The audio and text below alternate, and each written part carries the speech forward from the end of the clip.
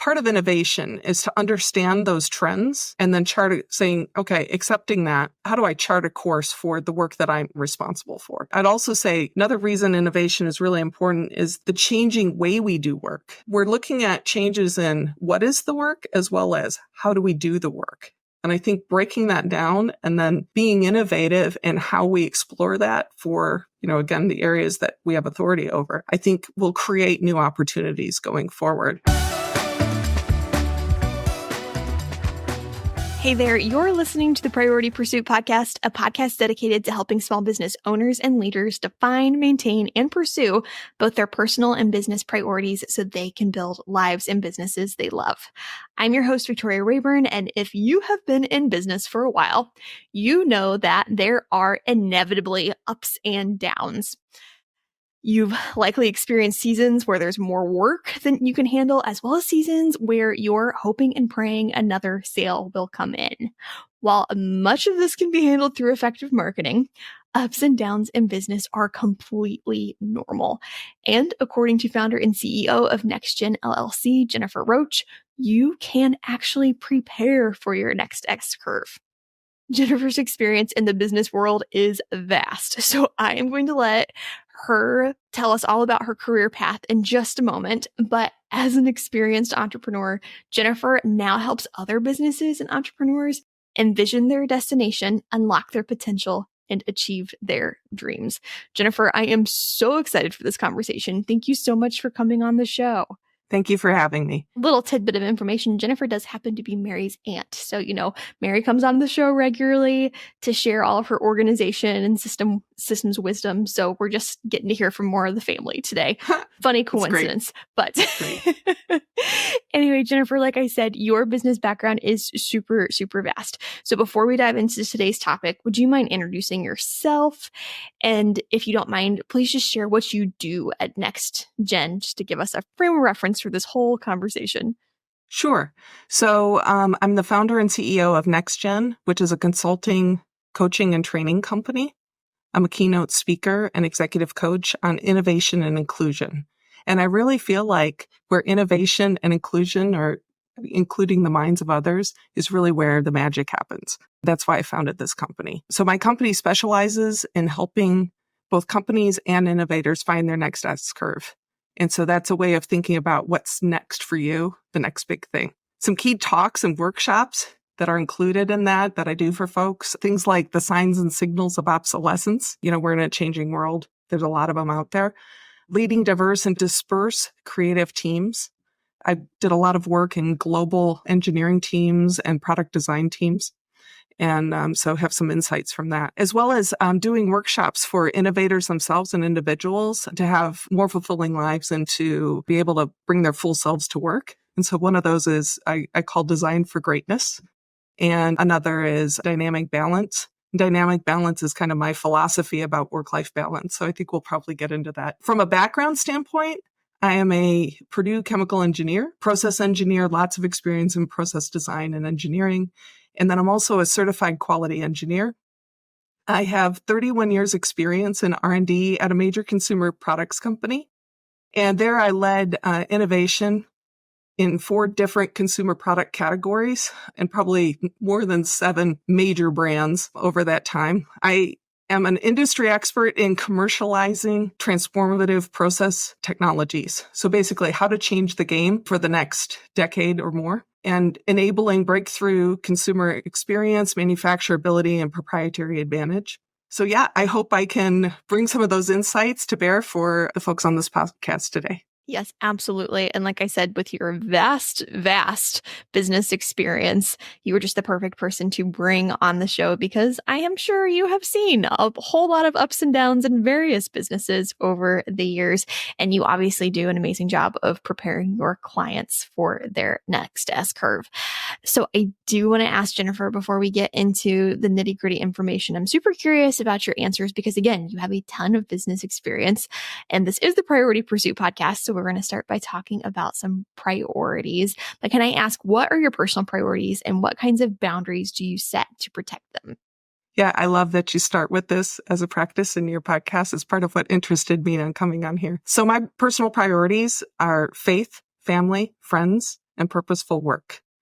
So faith for me is about my relationship with God, and that extends, my local church, my community, and it also informs the work that I do. It's foundational to who I am. Family, I'm married, 35 years together, 3 grown kids, son and 2 daughters. All of them are practicing engineers. So everyone's out of the nest. Oh, wow. Yeah. And my family's my heart. And we enjoy, getting together often with extended family. Lots of things, doing things together, travel, boating, cookouts, pools, all this good stuff. And then friends, girlfriends, friends from college, colleagues, my community, and then purposeful work. So for me, that's helping people discover what their God-given gifts are and realize their potential. And really, if you think about it, companies are like groups of people, and especially in a small business, you can definitely see it. And so this purpose can easily be extended to help companies. And then, so boundaries, how I manage this. My personal philosophy about work-life balance is really, that it's precarious. And so I call that dynamic balance. So if I can get a little nerdy with you, it's, if you think about it, we have both static and kinetic dynamic forces that acting upon us at any moment. So we have the kinetic dynamic forces of, inertia, gravity, and then we have the push and pull literally of all the demands in our lives. And we have to make a decision, at every moment where we'll focus. And so being clear on priorities is super important to be able to do that. Mm-hmm. And I also think you have to reassess, sort of like recalculating, like your GPS does, recalculating limits every now and then to kind of refocus and train your eye on what's most important. So for me, those clear priorities and prioritization is critical. And one way that I kind of sift through them is I think about what can I uniquely do? What things can be done by others? Maybe I'm not the best person to do it. And some can be designed out from the beginning. Some could be maybe delegated or you hire a person. And then other things are the thing that I uniquely need to do. Second part of that is I align with stakeholders, which is a fancy way of saying, hey, if I need my husband in this, I gotta ask for his buy-in, kids, parents, in-laws, and in a corporate setting, it's whoever your boss is and the key partners that you need to deliver with. Maybe in a small business, if there's also a board or whatever, it's really who do you need to execute your plans? You need their buy-in. And then I plan my calendar. So I literally take what's important to me and I build it into my calendar. And I go through the different roles in life that I have, as a business owner, as a wife, as a, mother, daughter, whatever, all the different roles that I have. And I think about for each one of those, what does it mean to be who I aspire to be in that? And what are the key dates that are important? And literally, like when I was in corporate world, before small business, I would take my calendar at the beginning of the year and book those critical dates for the year. And literally I would, you can always give back a vacation day or a day off. You don't have to take it. But when your schedule gets booked months in advance, as I'm sure many folks who are listening do, it's difficult to clear the calendar. And so that's why I do it this way. I kind of protect those days. And then I also build in margin. So, and I know it sounds like, oh, must be nice, but we have to. We can't run 100%. Or we will burn in.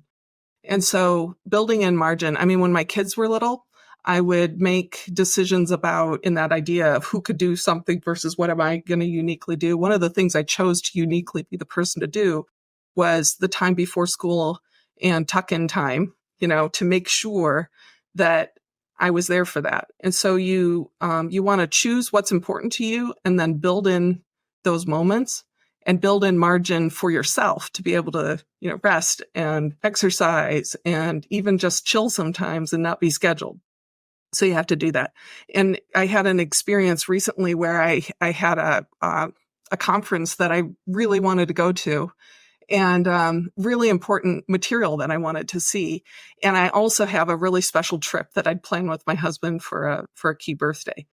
And it turned out as I got the flight plans all together, I was risking missing a flight for what was most important to me to do something that was important to me.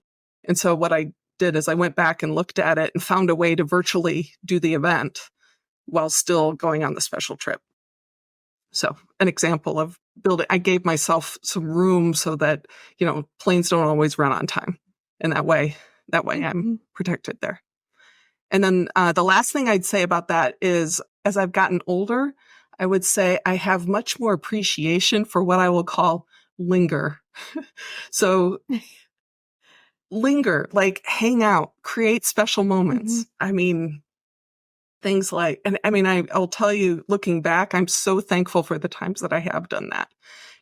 Plan a little extra time, get brunch before you go shopping for the special event, hang out, spend a weekend of downtime, with people that are special to you. You can't get those times back. So do that. And then a subset of that I'll call in linger is, as everybody's grown up and people are in their own lives and busy, we now have, everybody's schedules to work with. So I'll say, enjoy the permutations. So if you think about a math class, you don't always get everybody together all the time. The permutations would be, instead of 5 of us, maybe there's 4, or maybe there's 2, or maybe there's 3 different combinations, and enjoy that. Like when my kids were first getting ready to go to, or they go away to, sleepaway camp, or they go to college, it felt like it wasn't a family vacation if everybody couldn't be there. And I had to kind of embrace the season and just say, you know what? Let's communicate fully. Here's where we're going to be. If you can make it, that's great. And then find ways to include people when they can't be there so that they're still caught up on, the fun things that happen. I love that. We have very similar processes. And it's really cool to hear somebody with grown children, kind of their perspective on things, because, so much changes. Well, Jennifer, again, loved everything about that response. And when we are talking about priorities, can we also talk about business priorities? May I ask, what are your top 3 business priorities and why? And again, because you have all this vast business experience, I'm super curious to know what your priorities are today, again, as somebody with so much experience. Yeah. So my first, and it's really, I would just call it more of a driving force for me at this point in my life.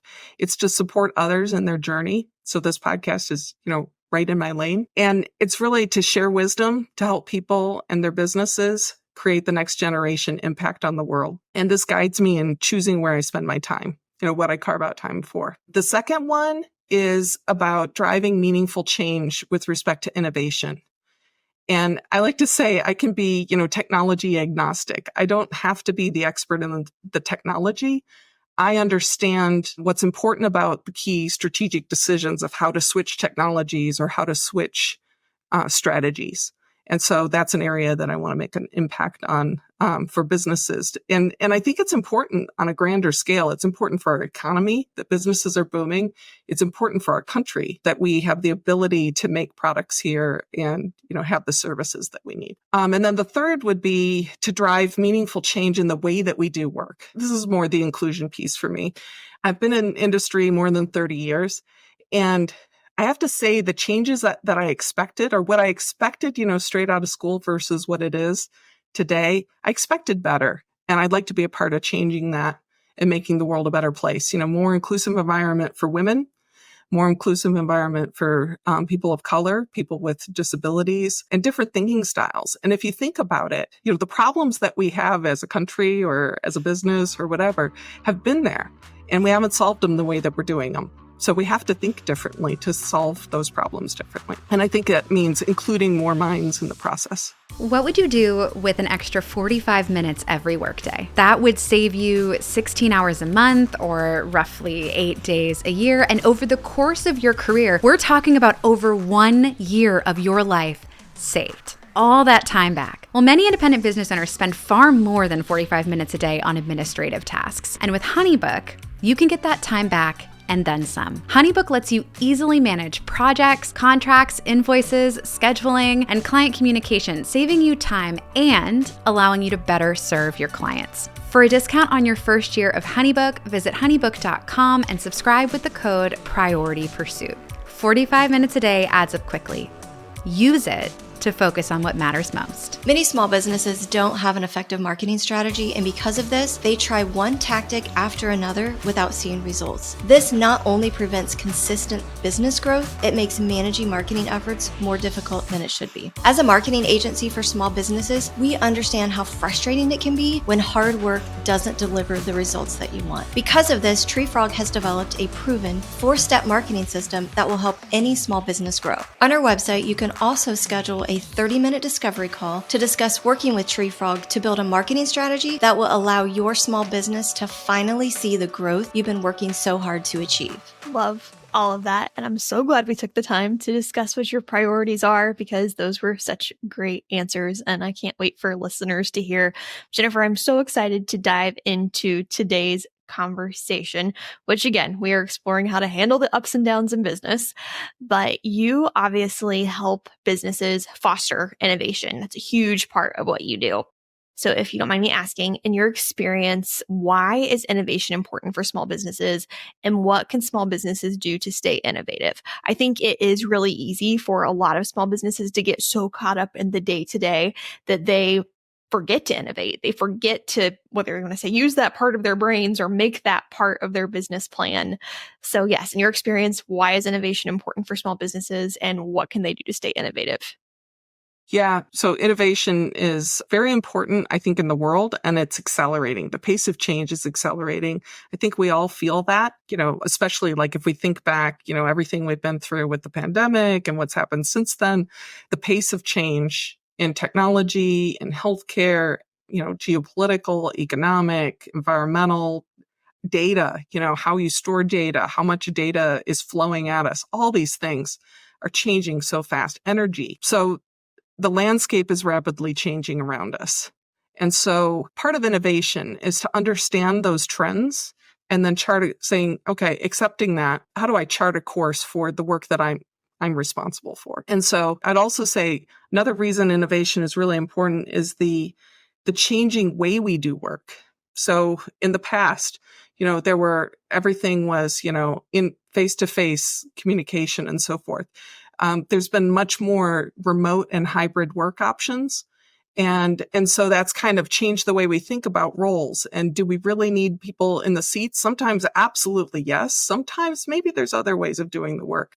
And so we're looking at changes in what is the work as well as how do we do the work. And I think breaking that down and then being innovative in how we explore that for, again, the areas that we have authority over, I think will create new opportunities going forward. So as far as how do we stay innovative? Again, there's these trends going on. I subscribe to all kinds of feeds. I think the fact that people are listening to this podcast is an example of, watching for trends and listening for new information. I'll just say the future is happening now. I mean, it always is. There are spots in the world somewhere where something is happening that could disrupt your business. And so the more you know about that, the more you can be prepared for that, and the more you can happen to, the market. And I think that informs then how do we show up? So being aware of trends. Second part is, I would say, as far as how to stay innovative, one thing that I've done personally, I created what I call my board of directors. And so they're not necessarily, paid board of directors, whatever, but they're mentors, advisors, kind of almost sponsors, sounding boards, people that I value their point of view and people who challenge me to think. So being able to have people to go to when you have a question or you want to bounce an idea and get perspective can be really helpful. And I mean, sometimes I know when they don't like it, it's a good idea. So it doesn't mean you do what they say. It means you take in and they help you make your ideas better. And I'll just add a shameless plug. I offer private team coaching. So if folks are, in a spot where they want to turbocharge their plans, I can certainly help with that. And then the last part to me that's important about how to stay innovative, and it sounds super corny, is that I think you need to dare to dream. So we have inside of us, I think, ideas and sometimes we have the solution. And if we just, pull it out. So I think we get so caught up in the activity cycle of how we do business today and how we make money today that it's hard to see other ways in the future. And it can be really scary to think about how to step into that. And so I coach that to do those as separate conversations, like create some space, without judgment, where you can zoom out and take a look at the whole picture. If people want to Google this, there's a topic that's called blue sky thinking. I've written some on it. There's other things out there on it. But I would recommend doing some blue sky thinking, which means, you literally take a step back and imagine what is possible. If it's okay, we could go through an example of that real quick. Oh, yeah, absolutely. Okay. So with blue sky thinking, you're going to want to imagine you're relaxed and observing thoughts as if you're watching clouds float by. So imagine, you're on this lovely green hill, you're looking up at the sky, and you're super relaxed and you're not judging. You're just kind of watching things float by. And so I recommend having a piece of paper. And if you're assuming whoever's listening to the podcast, you are not driving at this moment. If you're able to safely, you can close your eyes or you can stare out at something beautiful that kind of zones you out. And so the first prompt I'll give you is the future. So think about the future, where you want to be 5-10 years from now with respect to your business. What do you imagine? What do you see happening? What are maybe some new products or services you'd like to be offering? Maybe it helps to get in that moment to think about where you might be personally in 5 or 10 years, where you'd like to be.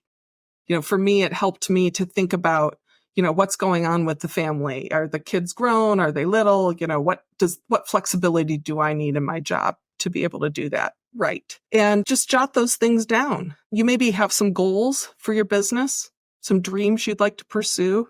Maybe they seem like too silly to even speak. I'll tell you, still write it down. And it could come to you in fragments, like pieces of a puzzle. So a fragment, a thought, maybe a word. Sometimes I think in pictures. I mean, people have different thought processes, but sometimes I'll see an image and I'll think, I don't know if that makes sense, but I'll just capture that. Why, when I'm trying to do this, do I keep thinking of this other thing? Write it down.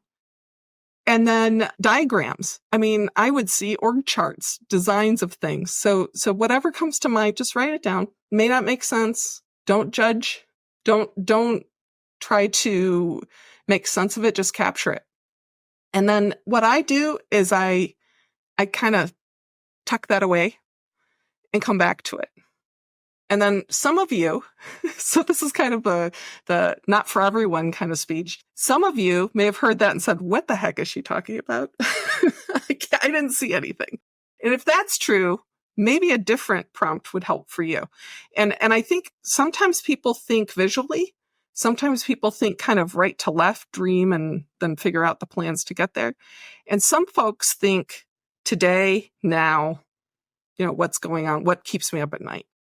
And both of those, there's not a right or wrong. Both are right. And frankly, I think you need a bit of both to get a balanced view. So the second prompt I would give you, different piece of paper, because it has a different vibe to it. I don't know, is to think in the present tense. So what's your self-assessment of the business? What's working? What isn't?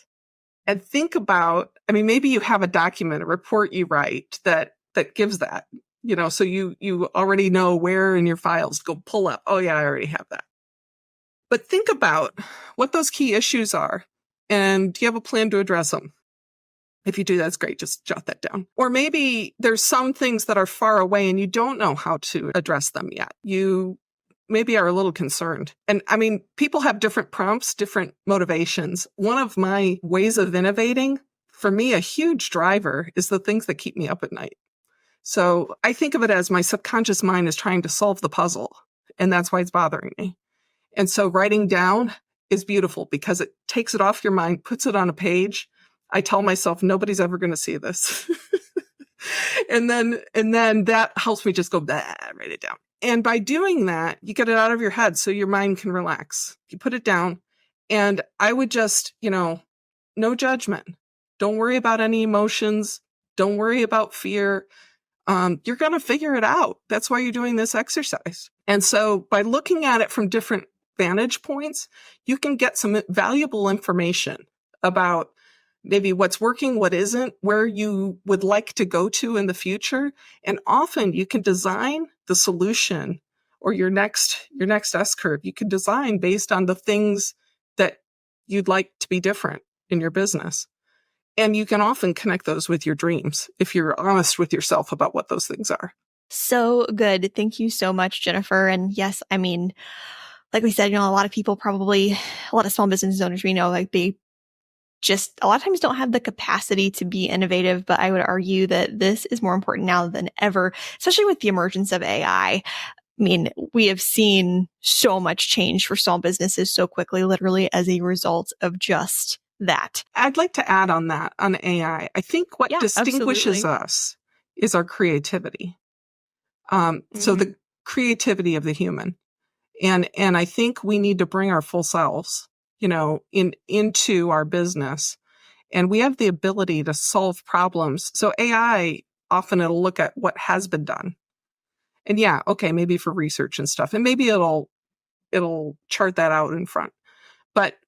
But really, you have the capacity inside of you to do so much more than that. Amen. Yes, AI is not replacing people by Right. any means, but if it can be used to make your life a little bit easier and allow you to work more efficiently, I'm all for it. Yeah, well, that's also the piece that is, maybe there's things that I uniquely could do and there's things that can be done another way. And AI would be one of those. Maybe there's some routine work that gets much easier. Absolutely. Well, Jennifer, we know that as you work with your clients, you recognize that there are ups and downs in business. We all experience them. And you actually use the S-curve graph or model to explain the situation. So can you please explain what an S-curve is in business? And are they good, bad, or are they just, part of being in business? Sure.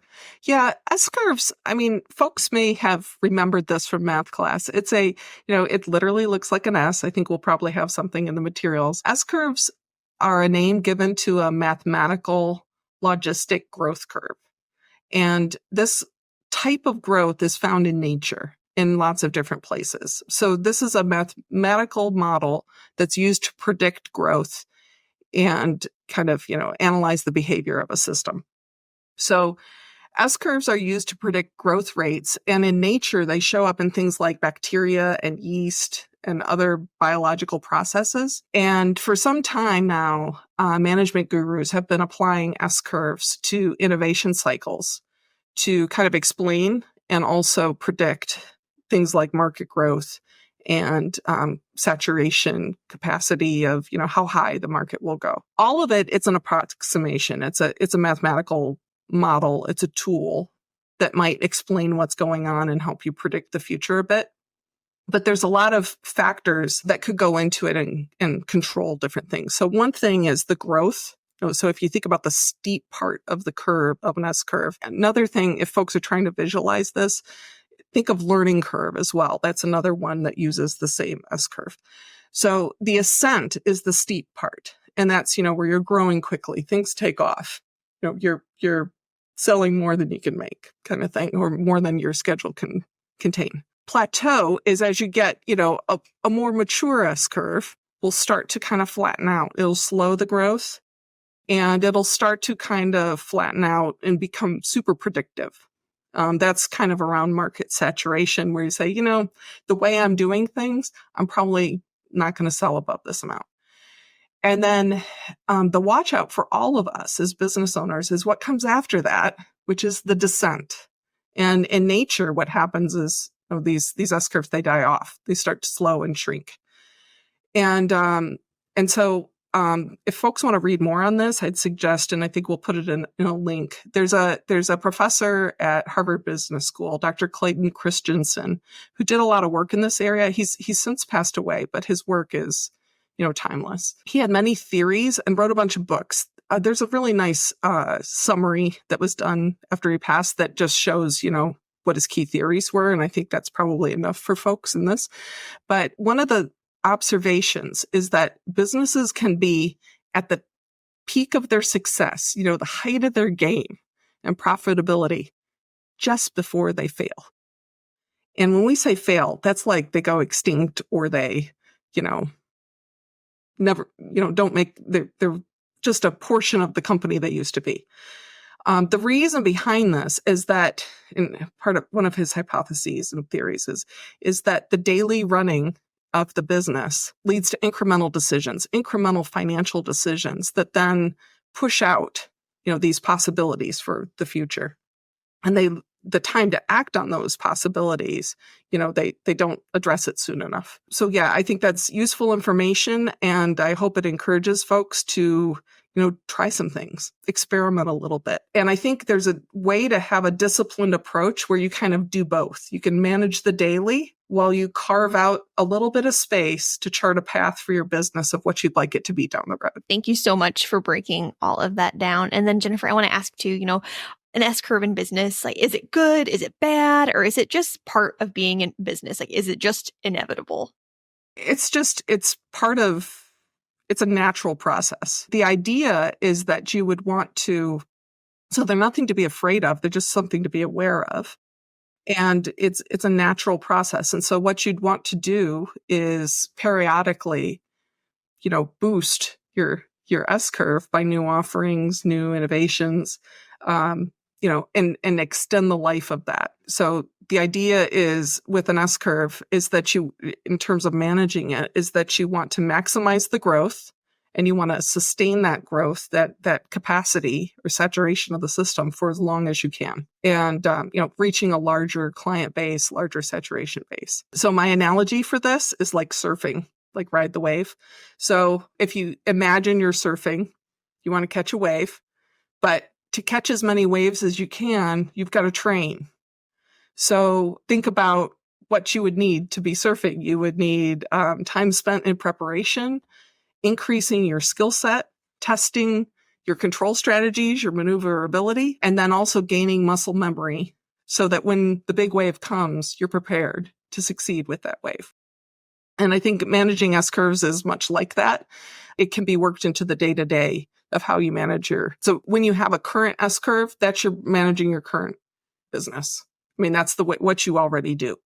Creating a new one is the combination of that deep dive into your current business and reflecting on any changes that you'd like to do, as well as building in some of the blue sky visioning work of where you'd like to go in the future. Like, what is that market trend analysis, landscape analysis, and how does that feed into your business? And then I think it's a full gut check to say, what do I need to be doing for the future to have the business that I want to have? And what is possible in running the business that I have, where I could start to carve out some, in-market experiments and learn about it and harness and own that future. Okay, Jennifer, just because you kind of answered all of my next questions, which was great, just kind of in one foul swoop, which was great. Just in case some people, I know when a podcast is audio and they can't necessarily see, some people are very visual. So if it's okay, I'm just going to kind of repeat back what you said, just so visual people might have a good idea. So essentially, with an S-curve, it's like we have this portion of the S, if the S is sideways, just for the record, but there's going to be a point where people are building up and up and up. And maybe this is because this is the launch of a new product, maybe it's the launch of a brand new business, but essentially like they're just in that growth season. Then they're going to get to, kind of the top of that, like that S hump, and they'll plateau right there. Like things will be pretty steady, but then inevitably they're going to get to a point where they see the downward portion of that S. And so this, it is inevitable, like you said, but this is a good time to really be doing that innovation work, that deep work, and thinking about like, okay, what is next for my business? Yeah. And I would think it could start sooner, yes. Right? So before you hit that max, mm-hmm. maybe when you have, you're excited and you've caught up in the growth and you're able to meet the capacity of whatever that is, the service. And as you get more efficient in running your business, you can carve out some of that efficiency and reinvest it in thinking about the future and maybe trying some things. I think of a friend who's a restaurateur, and he has taken a location that had been through several different restaurants. It kept failing. He bought this place that we thought was a terrible location because so many people had failed. And he's had a thriving business for 10 years. And so he would add on special things. Didn't have to change the menu that much. Added on buffet and whatever. So what are the new services that you're going to offer in addition to what you currently do? Yes. And yeah, being able to do that preemptively is probably going to, very much prevent a giant, like, funky looking S and, slowly but surely be able to even out over time. So Jennifer, if somebody is listening right now though, and they are on the downward portion of their S curve and they're like, what the heck? What am I going to do? Do you have any advice for them? Like we already kind of talked about the vision casting portion of this, but if somebody like tomorrow, they're like, we really got to like build a new S curve. We've got to get back on top. What advice would you give them? Well, I think that's a powerful motivator. So, yes. The consequences of not creating the innovation is a powerful motivator and also can help inform what innovation you might need because you can understand if business is moving away, why? Where are they going to? What has changed? And maybe you haven't changed, but maybe the world around you has changed. And so understanding what those differences are and then restating having a new launch, soft launch, whatever, of your new packaged idea could bring them back. I would also recommend if there's kind of lapsed users, like maybe you have your most loyal customers and maybe you're not seeing them lately. That would be good information to understand why. You always want new sources of, new customer base. And then if it's a repeat business, you may depend on returners, right? So it just depends on what the business model is. But I would go in and look at that and try to understand. Do some little focus groups. Reach out and, which is a conversation, just conversation. Hey, haven't seen you in a while. What's up? Anything I could do better? Part of what's hard about this is the more invested people are in their business, like the more they've built, the more successful it is, the harder it is to hear feedback. So, yeah. So, there's a element of stay humble so that people will really give you the full story. And, you can also send others out, not you, to go get that information. If that's easier, maybe they'll tell someone else and they won't tell you. And, that goes back to the whole innovation topic because there are not businesses out there that started doing things one way and continue to do it the same way now and forever that continued to be successful. I think about Amazon, for instance, when they first started, and I'm going to show my age here because when Amazon opened, and I was in college, they just sold books. That was it. That was all. And, they have slowly but surely become the place that we now just push 2 buttons on our phone and, it's there within whatever you want is there within 2 days. Yeah, it's amazing. Yeah. If you look at how many things the phone has replaced as well. It's really something. Absolutely.